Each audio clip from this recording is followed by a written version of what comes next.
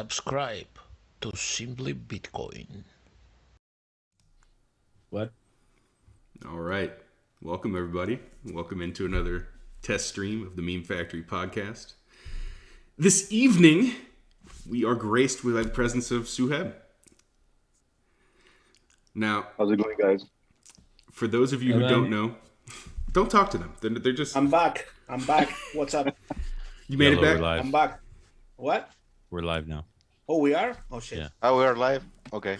Did you touch the water? Yeah, sorry. Yeah, okay. It's good. It feels good. And back to Suheb, Greg. Come on. Back to Suheb. Sorry. So Suheb is famously or infamously one of the developers of Ride the Lightning, which is an interface for your Lightning node, because Lightning was not very user-friendly, 2 years ago? 3 years ago, 4 years ago. Yeah. So, Suheb, if you could give us a little introduction about yourself, what you do, and how you fit in the Bitcoin space. Sure.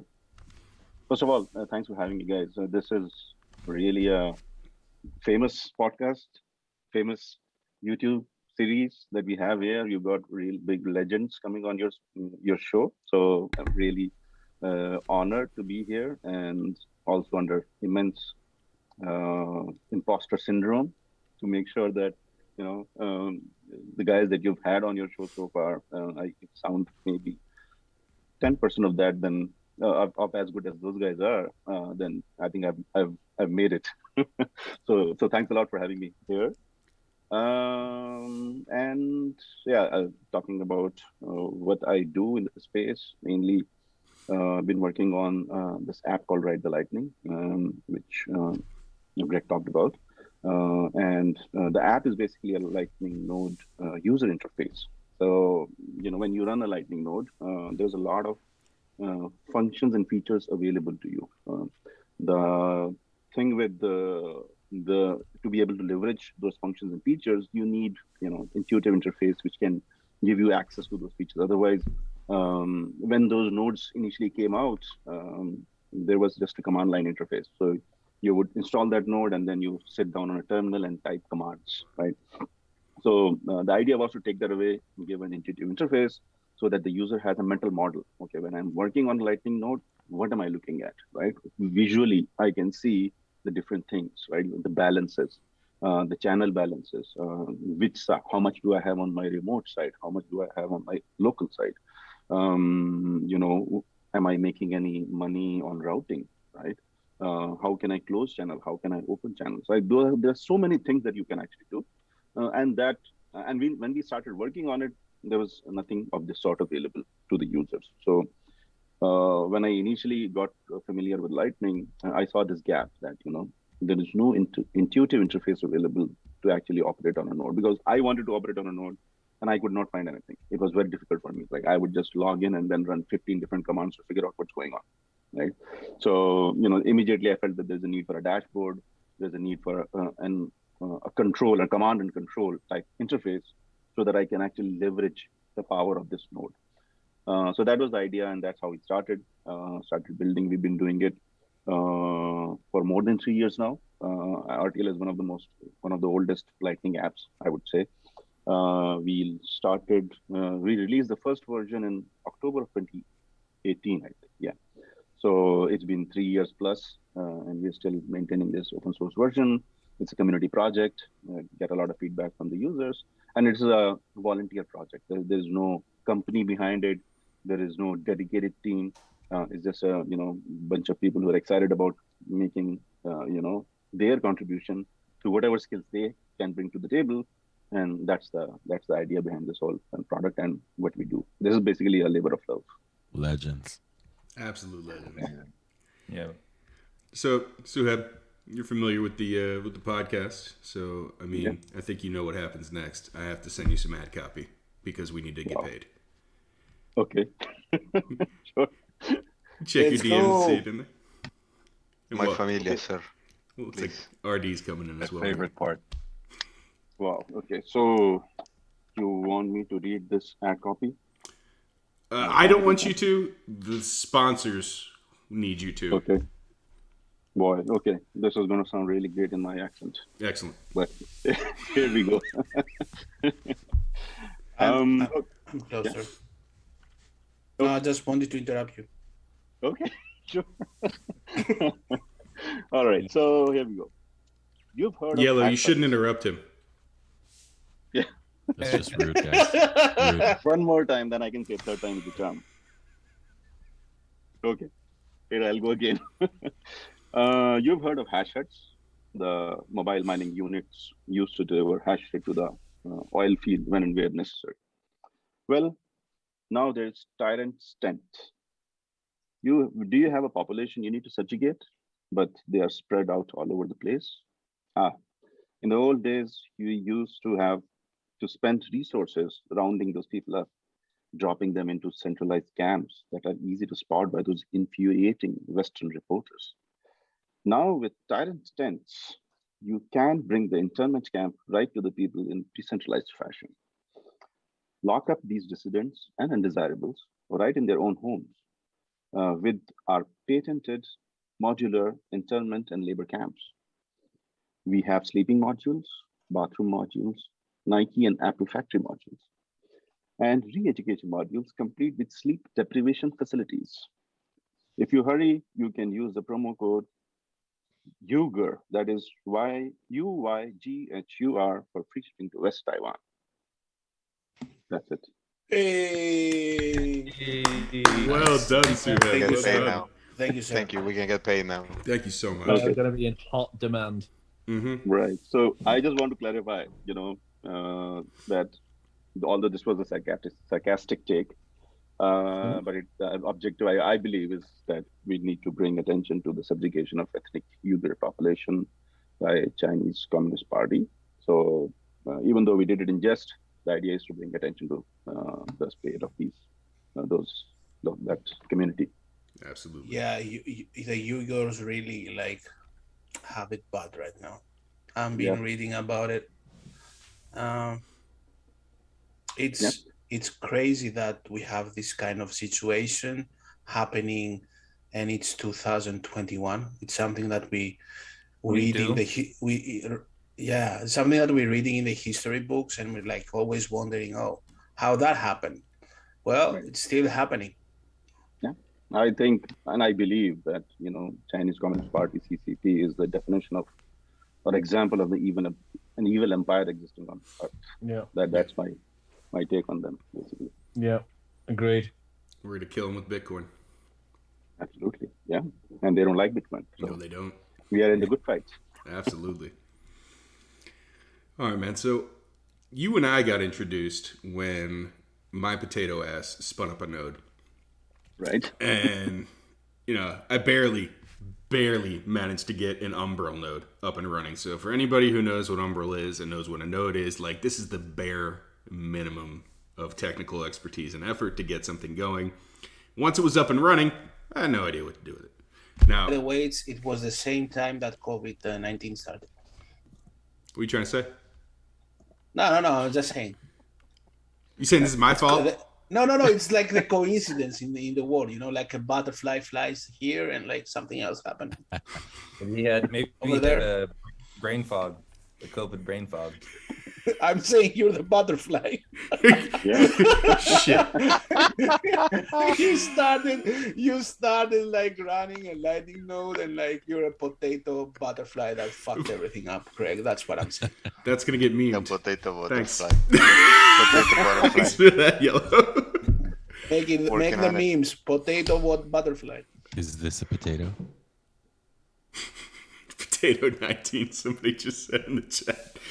All right, so I didn't know how to use any of this stuff, and I was super excited about Lightning because, working at Strike, it's part of the whole company.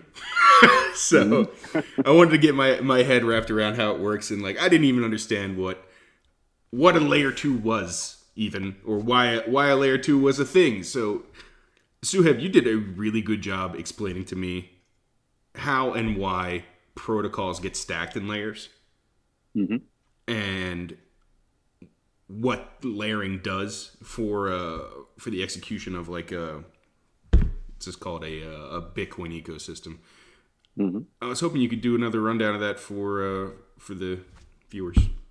Sure. Yeah. So let's go back to the basics, right? So um, Bitcoin transactions have certain limitations, right?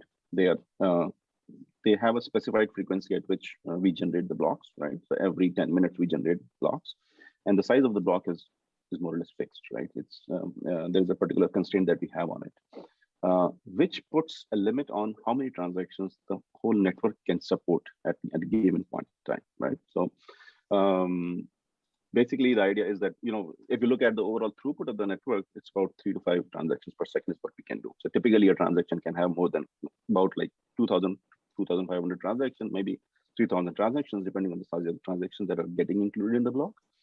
But that places a limit. So every 10 minutes, maybe 2,000 to 3,000 transactions are getting confirmed, and a block is generating every 10 minutes. So when you look at this constraint, there's only so much in terms of transaction throughput that you can do, right?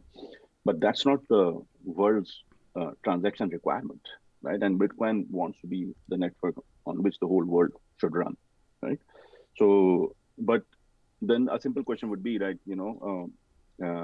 why can't we increase the size of the block, right? Or why can't we increase the number of that will add the capacity to the Bitcoin network, right? But anytime you touch any of these aspects, increase the size of the block, for instance, right? It affects certain aspects of the network, which ultimately has an impact on decentralization, right? So if you increase the size of the block, the size of the blockchain increases. When the size of the blockchain increases, the number of people who can run the node goes down. When the number of people who can run node goes down, it impacts your network's auditability. It impacts your network's spread and decentralization all over the globe. And we don't want that. We want to preserve decentralization. That is one of the most core tenet of Bitcoin. Right? We do not want this network to become centralized. And if we disturb any of the aspects of how Bitcoin transactions confirm, it actually leads to those vectors that get out of touching those aspects of the transactions or capability of Bitcoin network. It results in centralization vectors. So the idea is that we have to keep that transaction the way it is. We have to keep the size of the block small. We have to keep this frequency at which we cannot change that as well. And that will create a physical limit on how many transactions which we can accommodate on the base layer. So then how do we add scale to the network, right? Right now there are 100 million users of Bitcoin network. What happens if 1 billion wants to use? What if 5 billion, 50% of the earth, let's say, if they want to use Bitcoin right now, Bitcoin network will fail. It will not be able to support even 20% of the Earth's population, leave alone the whole globe, right? So the idea is that we have to treat these transactions on the Bitcoin net base layer as settlement transactions, and we have to compress more transactions in each transaction which actually goes with the network. So how do we compress? How do we treat these settlement transactions, these transaction settlement? We have to create a layer of transactions above the Bitcoin network, which utilizes the layer above to do the transaction and uses the base layer as a settlement. And typically, if you look at any legacy, banking network, like for instance, if you look at your credit card transactions, when you're doing credit card transactions, it's not like those transactions are settling in real time. Those are not final transactions. Those transactions actually settle over some network like ACH or Fedwire, which are high value, low volume networks. Whereas your transaction that you're doing on credit card network is low value, high volume network, right? So that is the model of how Bitcoin and Lightning layer is evolving. Bitcoin layer becomes high value, low volume transaction system, and Lightning becomes low value, high volume transaction systems, which can be anchored to the Bitcoin layer so that you can compress more transactions at the top layer into the base layer. It's not like this is a new idea, right? No, not at all. This is not a new idea. If you look at even so, one is looking at how banking or regular retail transactions work today. Another model that you have to look at is, if you look at data, transmission over the internet, that also the whole internet protocol has also evolved in layers, has also built in layers. So that is how it is able to sustain high volume and kept high capacity, high demand networks, which actually use the same infrastructure. Everything uses the same infrastructure, but we are able to scale it because we have built the communication network also layers. And Bitcoin is basically a convergence of a financial network and a communication network together. So Bitcoin actually is a communication network and a financial network in a one network. And so if those networks, like a financial network or a communication network, has evolved in layers, it's actually logical that Bitcoin network also evolves in those similar type of fashion of layers. Yeah. Right. So maybe, yeah, go ahead. That was an awesome explanation, actually. Yeah. Yeah, So thank basically, the model to think about is that Bitcoin based layer. Just to reiterate, is it's a low volume, high value, and Lightning layer is low value, high volume. Still low value, high volume, and base layer is high value, low volume. Thank And you for that, that's Suheb. how. I want to know all about Bolt 12, and Oh, yeah. I want to know when I'm gonna have Bolt 12 on like my Raspberry Blitz or something like that. Sure. Yeah. Okay. So you can have it right now, by the way. If you have Raspberry Blitz, you have it right now. So let's talk about Bolt I 12. need to know what Bolt Yeah, 12 idiot. is, though. You have it right now. I said, Right. So fuck you, Greg. Wait. What's that? Show me the jar again of water. What the fuck is that? Do you want to touch it? Do you want to touch the water? No, let's. You have a water touching issue. What temperature is It's that a water, Greg? butterfly potato. It's a butterfly potato. See? Okay, let's go. Sorry. no problem. So basically, Yellow, you know it's rude to interrupt Suheb, right? not at all. No, interrupt away. Not at all. Suheb, the So- proper response to that is fuck you, Greg. Yes, that is the. I am on the record saying that I have never uttered those words. I actually love Greg. No. Yeah. What?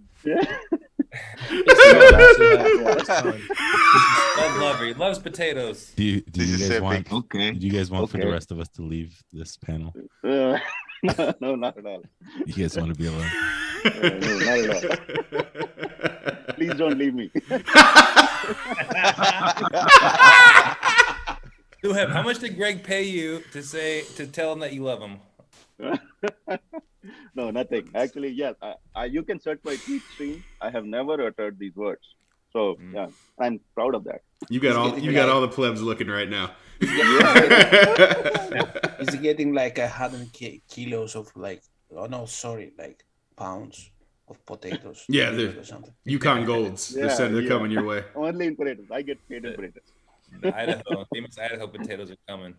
They're coming on layer Okay, 2. let's go back to Pedro's question. Bolt 12. Sure.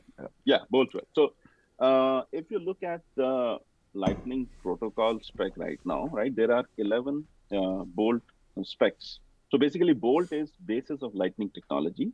These are documented specifications on which Lightning protocol is actually built, right? So and these specs were built based on the Lightning white paper. So when first Lightning white paper came out, I think around 2014, and then Bitcoin contributors basically looked at that white paper and they started documenting.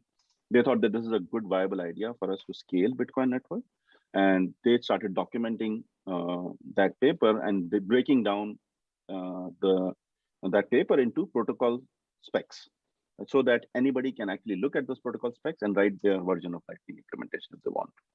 So those protocol, there are 11 protocol specs, Bolt 1 to Bolt 11.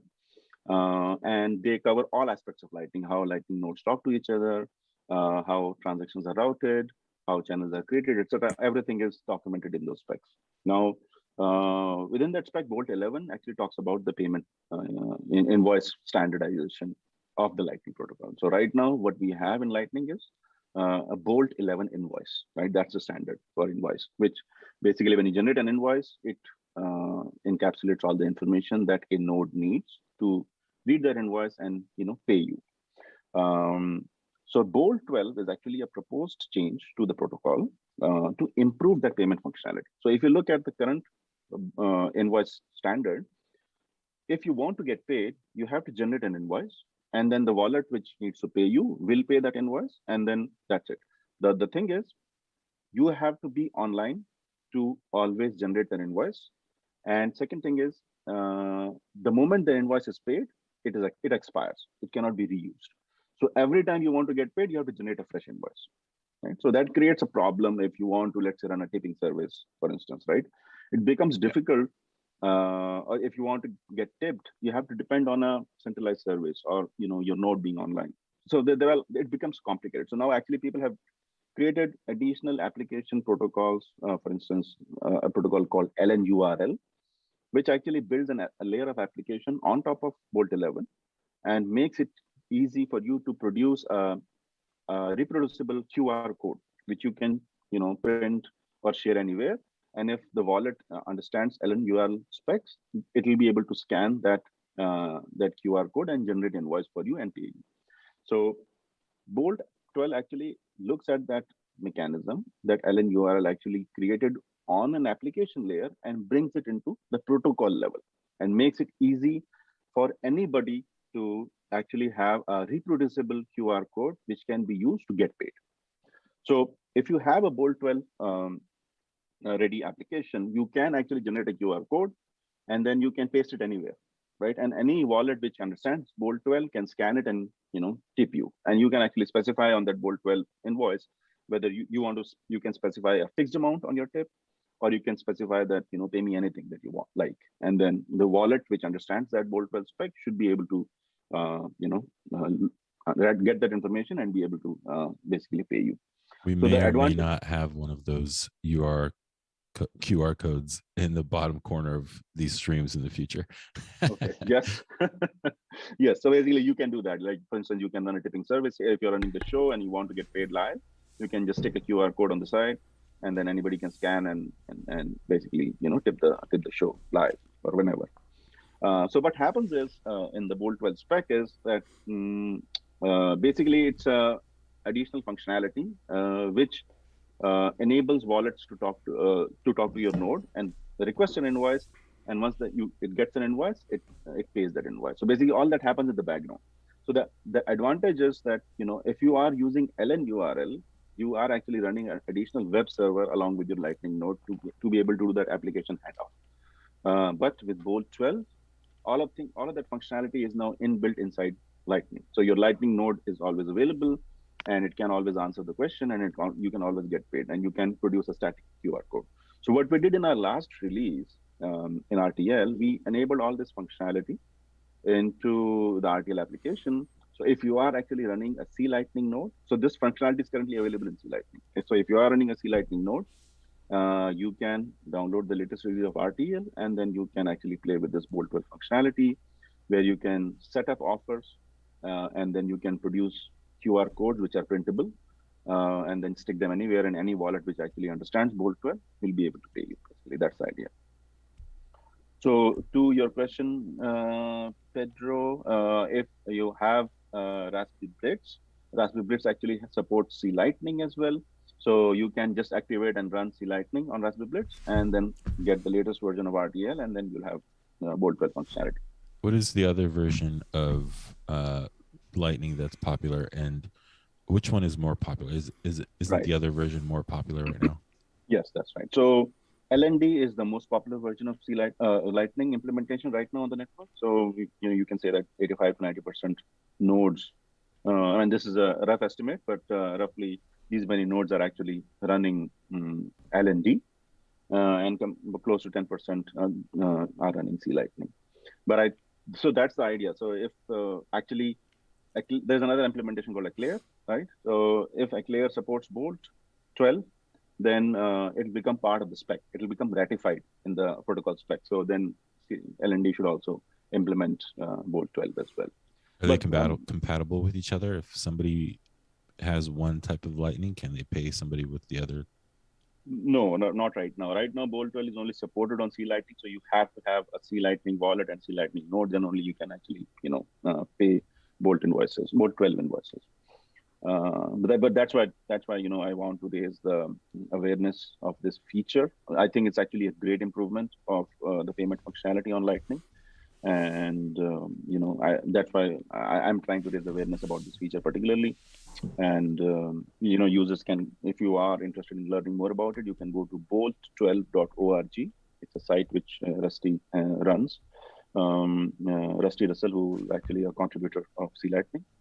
And he basically is running and showing examples of how actually Bolt 12 works, and has examples on that site, so you can read and understand more about it.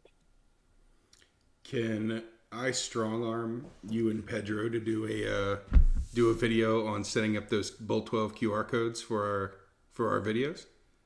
Oh, that'd be pretty dope. Yeah. Yes. That's very easy, actually. Yeah, it's so easy. You should do it. You should do it with Pedro Yeah. on a live stream sometime. Happy to. You can do it, Pedro. Yeah. Yeah, that probably wouldn't be live, by the way. I had another question about when we might see something like this be implemented. I mean, I'm sure you don't have any say in this, but when is this going to go as mainstream as to the point where it'll be in BTC Pay server, for example? Like, how long are we looking at right now? Okay, so if you are looking for support in BTC Pay server, it's actually available right now again. So since BTC Pay server supports Sea Lightning, so if anybody is running BTC Pay server with Sea Lightning, then they have Bolt 12 already. It has to be implemented. There is a experimental tag which has to be enabled in Sea Lightning. And same thing has to be done in the UI in RTL. Once you enable those features, the feature is ready and you can use it. So at least from a BTC Pay server perspective, can be done very easily because they support Sea Lightning. Yeah, I guess I'm more asking, like, when is it gonna be so mainstream that it's supported on all three? Yeah. Okay. Right. Yeah. I think the biggest problem, I'll not call it a problem, but I think what we need is since LND has a big capture of the network, so we want to see LND implementing Bolt 12, and that's why I think HRF is also running a that was my next question, by the way. Yeah, they have a bounty. I think I qualify for that bounty. That was gonna. All right, let's get to that then. Yeah. So you had the first implementation of Bolt 12. Right. In your estimation, you already said it. You qualify for the bounty of I think I do, but right? there are certain conditions which they laid out, but which is not under my control. So, for instance, they said that if you are publishing a QR code, somebody should not be reading the QR code and be able to decode your node's pub key, right? So right now it is possible. Right now, if you decode the QR code, you will know the ID of the pub key of the node which generated it, because that obfuscation is not built in the protocol spec yet. So once that is built, then we'll have the support for it. But right now, it's not built. It's not spec'd out completely. So that's why I think maybe on that ground I may not qualify for that bounty, though.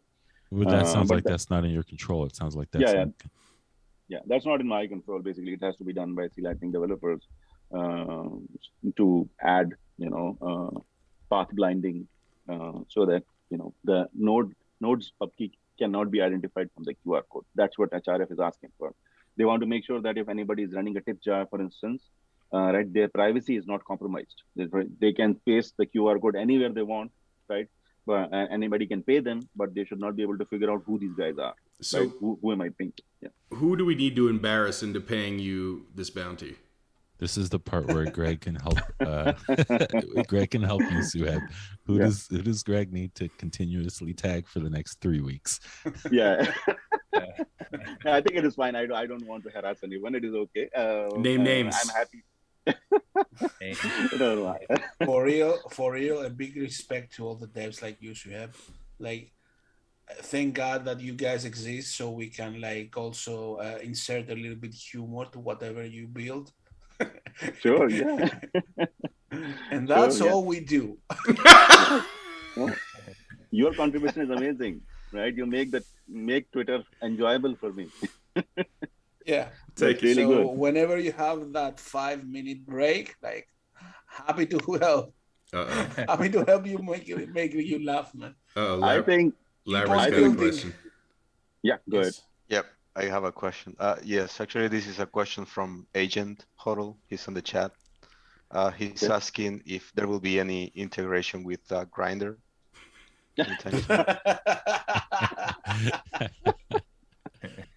Oh, he said that should not. He said I should not say his name. Sorry, agent. Agent doxed. That's not a question I can take. Maybe, I don't know. Greg, you want to take that? You don't have to answer. Yeah. Okay. I mean, someone streamed me sats on Grindr the other day, so I don't. Yeah, that's how I get all my sets. I don't know how. Is that how you got that hat, Sean? Gotta ask RD. I thought I matched the Suheb. I don't know. Maybe we have matching hats. Yeah. Also, for whoever is editing these videos in the future, please place that QR code over RD's Avi. Thank you. No comment from RD. He He just opened and closed his mic. That's it. He was an unmute mute.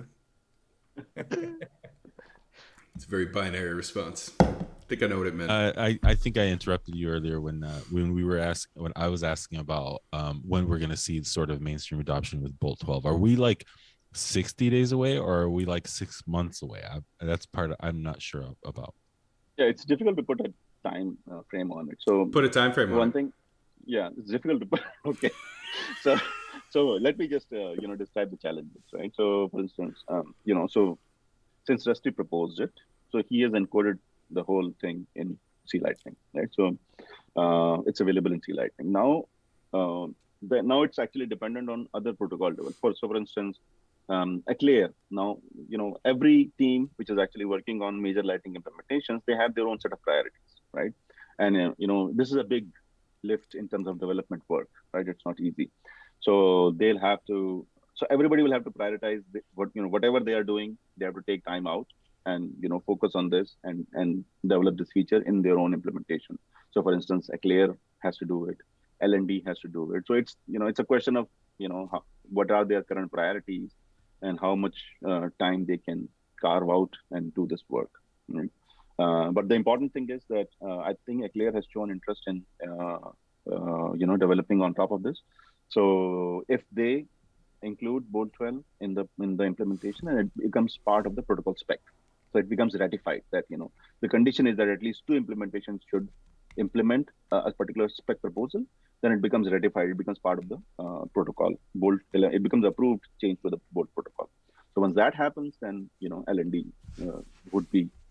should do it because otherwise they'll be out of compliance. Not compliance, but out of they'll not be in sync with the Bolt protocol, approved Bolt protocol specifications. But it's a question of resources. It's a question of development priorities, and every team has their own development focus, development priorities. So it's unfair to actually put pressure on any of the teams. In your estimation, just this is me asking you, what is more important on Lightning right now than Bolt? Or like, what's close than Bolt 12 or as close? And how close is it in days? What other activities are like or things that Lightning needs right now that are as important as Bolt 12?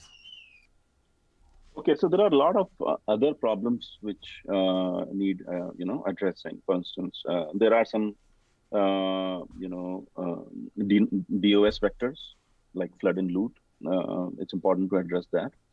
There are scalability improvements which are also proposed, like trampoline routing, for instance. So those are technical improvements which are absolutely necessary and required for Lightning. So let me talk about let's say trampoline routing, for instance, and so that I give you an idea of why that is important. So basically, if you look at Lightning loads right now, right, how do payments actually happen on or how do payments flow on the network, right? So basically, if you have a node and let's say Yellow has a node, right, and you don't have any channel with each other, but the payment has to go, let's say, from your node to Yellow's node. So it is routed over different nodes of the network, right?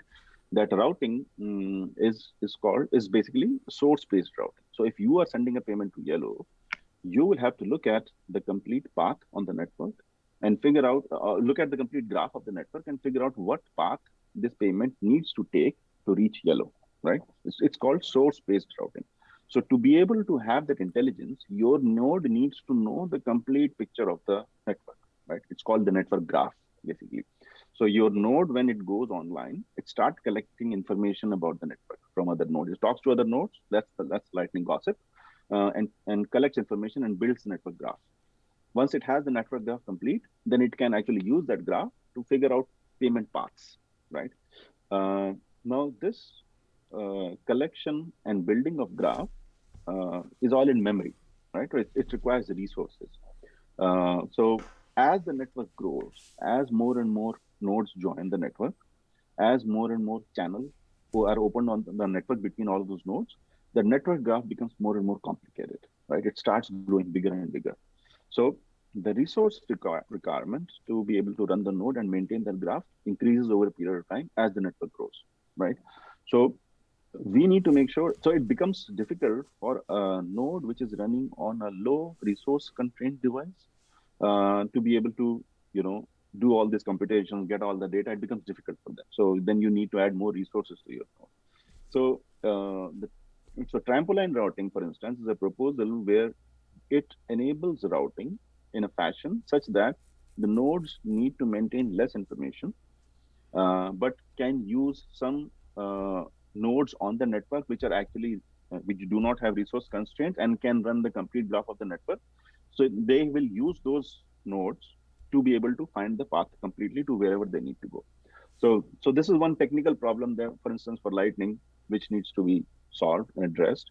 So, and ensure that, any of these solutions do not compromise privacy guarantees or add more, vectors for being less private, right? So these are some of the challenges. This is, like, for instance, this is one example of the challenge which we need to address on Lightning, that we need to make sure that Lightning itself is scalable. It has routing solutions which are scalable, so that as the network grows, our ability to route the transactions on the network is not compromised or not degraded. Do you worry at all about a lot of the activity on Lightning happening through custodial services versus nodes, or do you think it doesn't matter that, like, there will always be, like, the ability to be a sovereign user and the concern that a lot of the activity happening on custodial services isn't going to, like, compromise Bitcoin in any way?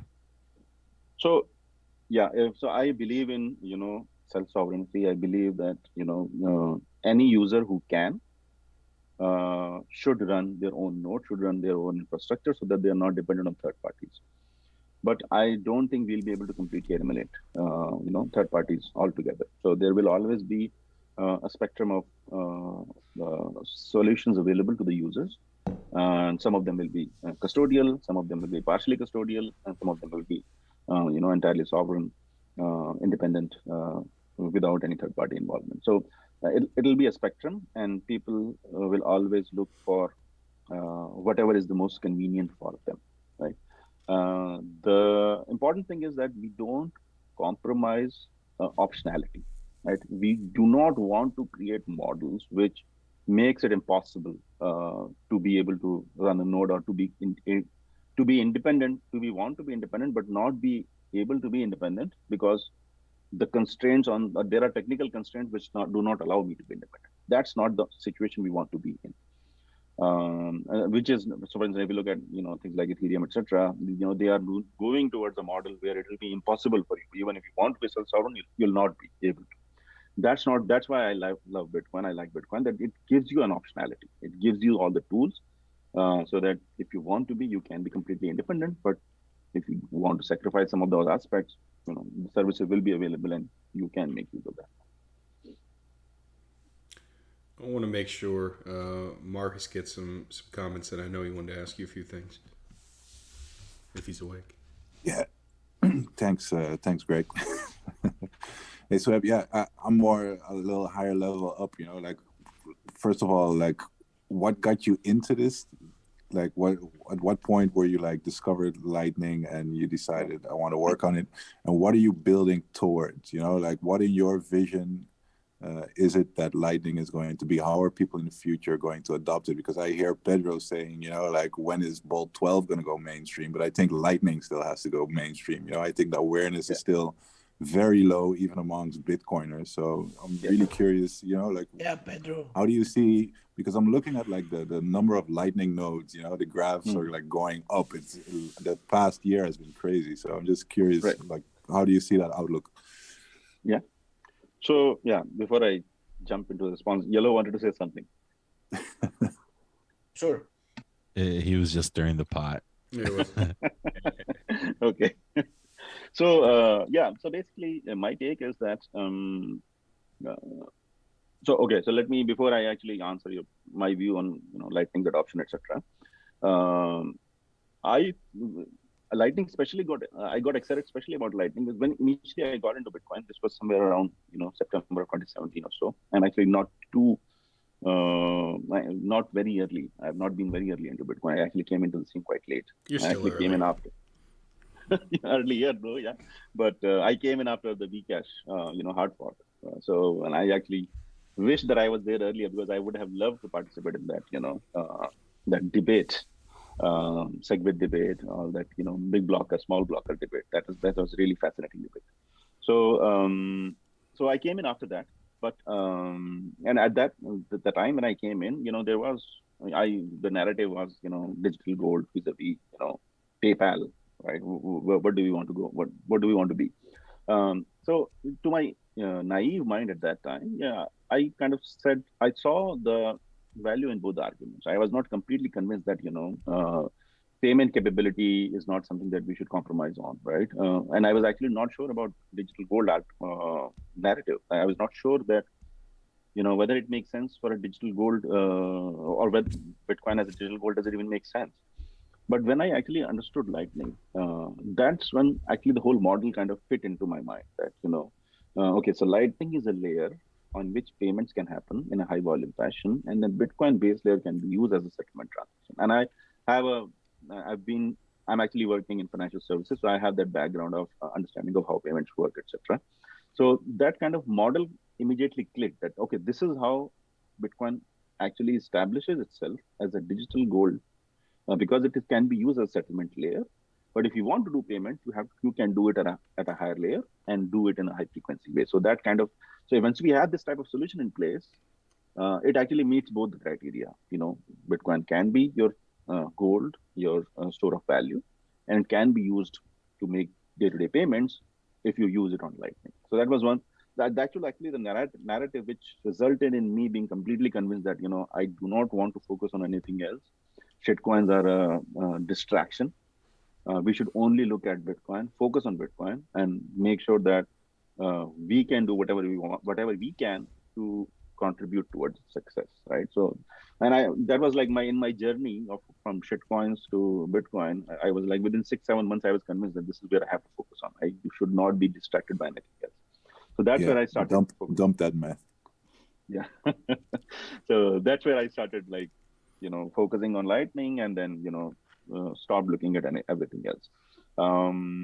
But I've had my shitcoin phase, right? It's not like I'm completely shit. I was distracted by all of that. Now talking about Lightning adoption, right? So I think the adoption in my mind is comparatively slow. Right? It's not exploded, right? And I think there is a level of technical difficulty as well, right? It's not a simple, easy thing to do. And on top of that, Lightning has its own constraints. For instance, if you are using Bitcoin, right, you don't have to worry about channel capacity, liquidity, right? These problems do not exist on Bitcoin. But when you go to Lightning, these problems exist. So if you are a pleb, you want to receive, let's say, tips on Lightning, right? You need to ensure that you have some capacity of channels open towards you to be able to receive tips. Now, this actually creates problems, right? It's not an easy thing for anybody to get on and just start using Lightning. So I think these problems will be solved over a period of time, and it'll be and actually a lot of players are now coming in to solve liquidity problems. So, for instance, and I in my mind, liquidity onboarding is actually one of the biggest problems for Lightning adoption overall. And there are a lot of solutions which are now coming up to solve these problems. So if you look at Lightning Labs as a solution called Pool, which is a marketplace to buy and sell liquidity. C Lightning has proposed a decentralized alternative of that called liquidity ads, where any node which is on the network can advertise that it's available and it can provide liquidity to the other nodes. Then there are other solution providers, which are, for instance, Bitrefill provides channel opening service, right? So that they give you liquidity so that you can receive Lightning payments. There are other players which are actually jumping into the space to provide liquidity service. So we are solving that problem. But I think that that's one of the biggest problems in terms of overall Lightning adoption. You need to have channels open to you so that you can receive payments. Without that, you are actually dependent on someone to open channel to you. Then only you can get paid, which actually creates a lot of problem from a user onboarding standpoint. Awesome. Awesome. I just want to say Lightning Network is a fraud, like babies are dying, and it won't work. Okay, babies are dying. Yeah.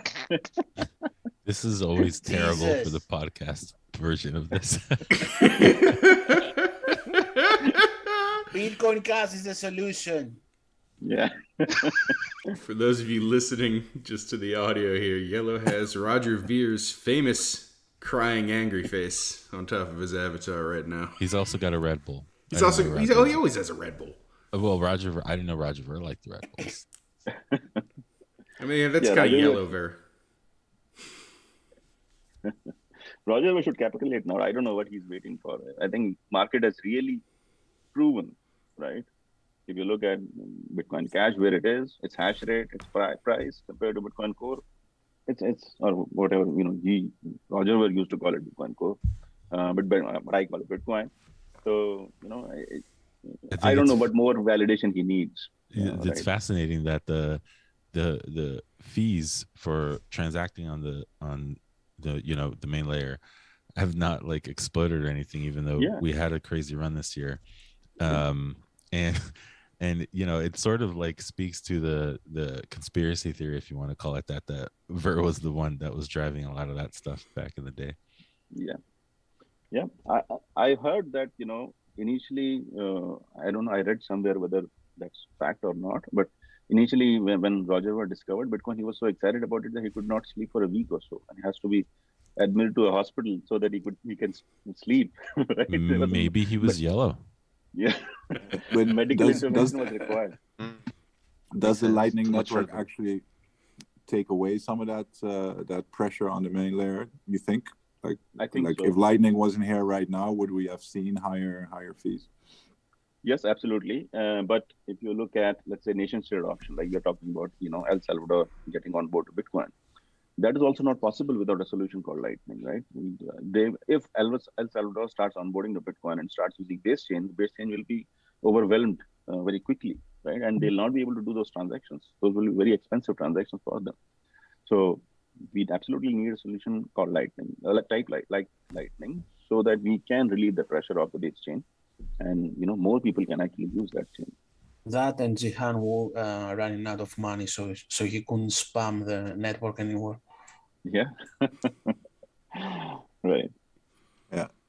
It was funny, like past summer, I was on a holiday in the Caribbean, and these guys were all setting up their nodes. All of a sudden, it was like June or July. Everybody wanted to like run a Lightning node and like start balancing channels. And I just like downloaded the Blue Wallet app and the Wallet of Satoshi, and I onboarded a couple of people on St. Martin. We were transacting immediately, and I immediately felt like, wow, when you're traveling and you don't have to change to a different currency, you just get on Lightning, pay with Lightning. It's perfect, and like Lightning Wallet's great, but it doesn't necessarily require you, because obviously it's a custodial service to run your own Lightning node. But I still saw that as, this could be that killer app for how people will get onboarded in the future. Or does everybody still gonna have to set up a Lightning node at home? What will that device look like? Will the will the aesthetics of the nodes change? Will it get like a touch screen or? So if you look at a regular internet service, everybody has a router at their home, right? So that they can access, they have their access device which enables their access to the internet, right? In my mind, Lightning node or a Bitcoin node should be like that device which is sitting in your home, and it is enabling you to be self-sovereign, right? Right. And you will have some basic services out of the box on that node, on that device, which you can use to and safely transact with the network, and it's your own device sitting at your own home. So similar to an ISP device which sits at your home when you connect to the internet, right? So that should enable you to be self-sovereign, that type of ubiquity of that device. And there will always be services, liquidity service providers like Phoenix Wallet, for instance, right? Or if you want to run a node, but you do not want to worry about managing hardware, then there are cloud-based solution providers also, like Blockstream is coming up with a service called Greenlight, which will have a node infrastructure on their cloud, and you will have control of your own keys, basically. So you will be controlling the funds, but the node will be running on their infrastructure. There's another service called Voltage. I don't know whether you looked at, but that also enables a cloud-based node, giving you complete control. So there are solutions like that, which makes it easy to run node if you want to run it at your home, or if you want to run it in a cloud and still be having control over your own funds. And all of these solutions will be available for Bitcoiners to have any level of flexibility that you want and use Bitcoin and Lightning Network. Yeah, Awesome. it's crazy. It really reminds me of like when you got a first computer back in like 96 or 95. I don't even remember. But and like if you compare it to now, you just throw open a laptop, connect to Wi-Fi, you're done. Back then you had to like plug in your modem and get that thing connected to your local phone line, and then if you want to set up like an email server or whatever. Yeah. And if you look at, I guess we're that early. I don't know if the comparison is good, but no, it's actually a right comparison. Yeah, and we are actually lucky enough to live through this transition and witness it. So that's the exciting part of being in this space. Yeah, you're building it, man. That's crazy. I'm building a small part of it. Very small piece. It's an important part, though. All right, we're at the part of the stream where we get to the most important question. Oh no! And it's the only question that really matters. RD, can you unmute yourself again? Two questions. Are you there, buddy? Yes. Yes. Yeah, I'm here, man. It's your show, Well, it's brother. about time we started talking about something serious. Memes.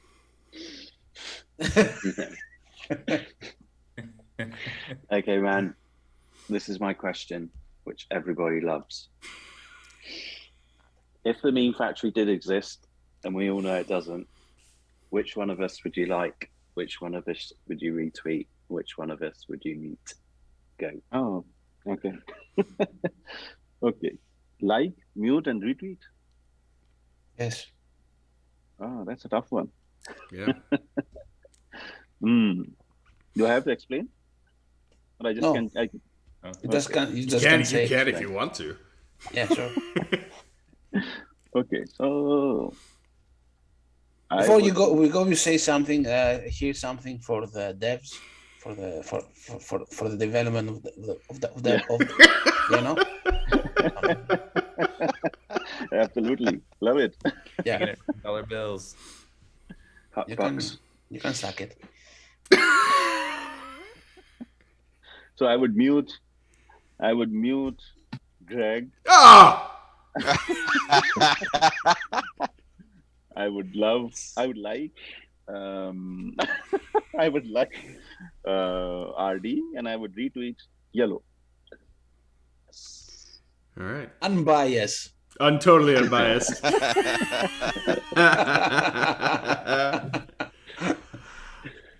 Very good. Nice. I think we have one more question like that. Yeah, we do. We do. These are the tough ones. Suggestion or something. Yeah. So we have the Bitcoin 2024 halving is coming up. Yeah. It is. Yeah, it's coming up in 2 years. What is the halving? Can you explain? Yeah, if you don't know by now, it's where the stock splits and you get twice as much Bitcoin. Which blow? It's like when Bitcoin Cash came online. And where's the block height for the next halving? You saying throwing. you we're saying throwing- I'm gonna lose half of my Bitcoin, sir? No, you're gonna get twice as much. Twice? Twice. Yes. Oh. All you gotta He do is is send it to attacked. this address, and you'll get twice as much. Send me one. I'll send you 2 back. Are you Elon Musk on Twitter? Because I've seen you, I think. No. How Bitcoin do you have, Minnie? Oh, Bitcoin. I love that. So we have the party coming up. We have the halving coming up, and we're throwing a party. And you were invited, sir, to that party for the Bitcoin 2024 halving. We're not sure if it's gonna be digital or physical, but wherever it is, you're invited. Come on and celebrate. Bring your family and friends, and we're gonna have a blast. You make it sound like so much fun.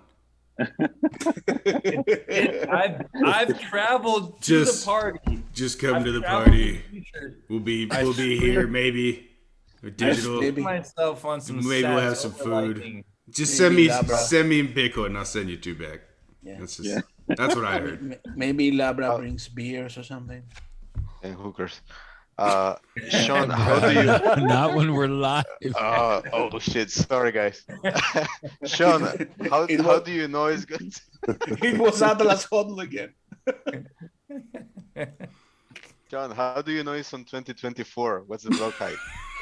Can you say that on the block? 840,000. Dope. Oh. English, please. Yeah, seriously. 840,000. Labra's an English snob now. 840,000. All right, Suheb, is there anything you want to leave anybody watching tonight? I think there's 4 or 5 of them. Actionable items. Any place you want to send them? Any information you want to tell them? How can they find you? How can they get at you? Yeah, so you can find me on Twitter. That's where I'm most active and ranting about Bitcoin. My Twitter handle is Suheb at SUHEB __ 2 underscores. Or you can find updates on RTL Twitter account, RTL_APP. So that's the best way to reach updates on RTL or reach me. But yeah, I don't encourage people following me a lot. It's actually better to keep your feed small, keep the number of followers less. If I tweet anything important enough or good enough for you to read, it will ultimately reach your feed. Otherwise, if I'm tweeting bullshit, then don't worry about it. Don't worry about coming to my Twitter feed. Bullshit is what we do, sir. Right. We know a thing or two about shit posting. He unmuted. He unmuted. And he's gone again. All right. That was very humble of you, Suheb. We appreciate your time, and Yeah. I'm looking forward to the Human Rights Foundation paying you your Bitcoin. Yeah.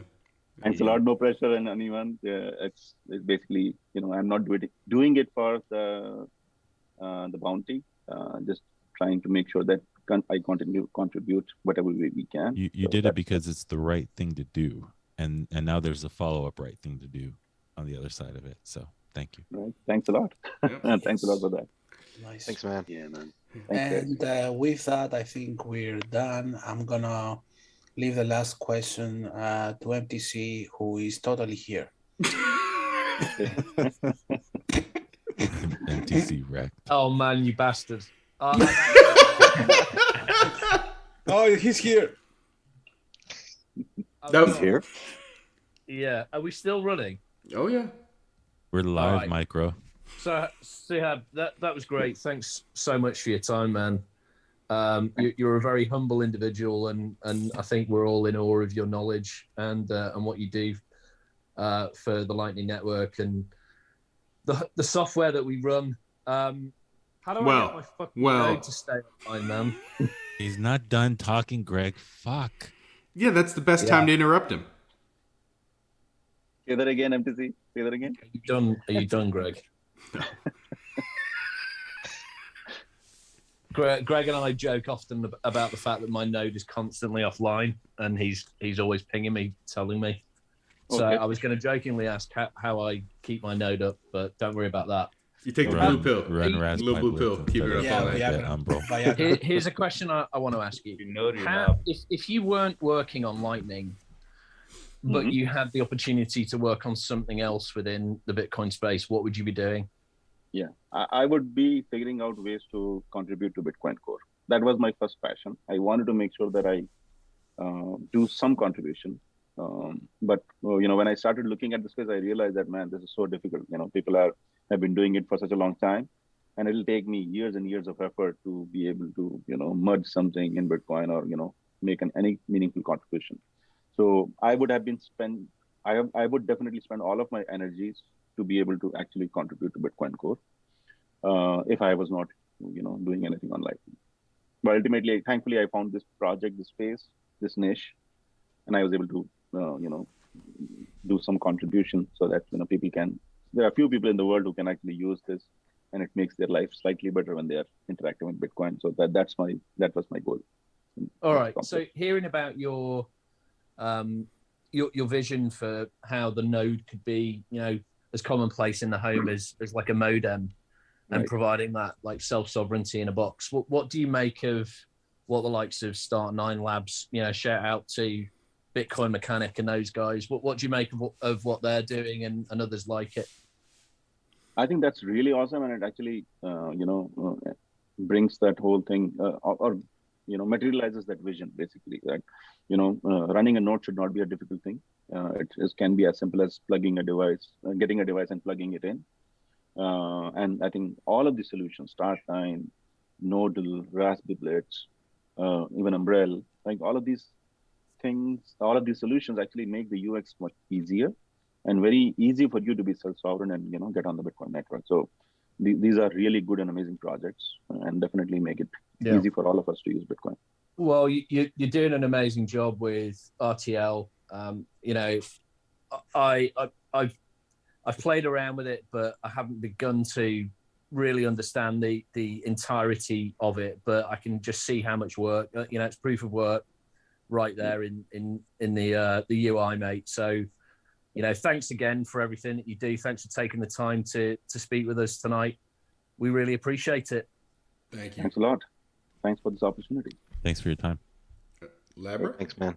Thanks. Is that a Suheb. hand up or are you No. just clapping? I'm clapping. All right. Good night, everybody. Now I'm Good night. Good night, night. Suheb. All right. No, man.